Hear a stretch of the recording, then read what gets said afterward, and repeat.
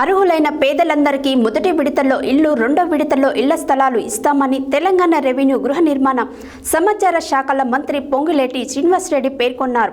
కుసుమంచి మండల పర్యటనలో మంత్రి పాల్గొన్నారు.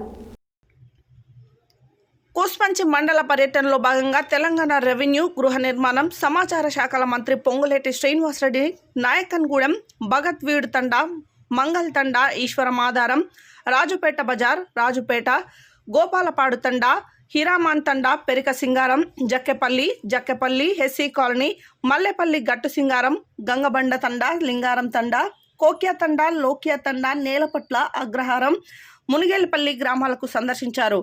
ప్రజల నుంచి వినతులను స్వీకరించారు. ఈ సందర్భంగా ఆయా గ్రామాల్లో ఏర్పాటు చేసిన కార్యక్రమాల్లో మంత్రి పొంగులేటి మాట్లాడుతూ, ఖమ్మం పార్లమెంట్ ఎన్నికలు జరిగిన ఇన్ని సంవత్సరాల్లో ఏ సభ్యుడికి రాని మెజారిటీ రఘురామ్ రెడ్డికి వచ్చిందన్నారు. అసెంబ్లీ ఎన్నికల సమయంలో తాను ఇచ్చిన హామీలన్నీ పరిష్కరిస్తానని హామీ ఇచ్చారు.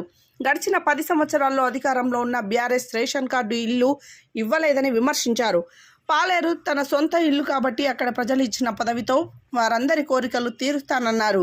రాబోయే 3 సంవత్సరాల్లోపే పాలేరులోని అర్హులైన పేదలందరికీ ఇల్లు ఇప్పిస్తానని స్పష్టం చేశారు.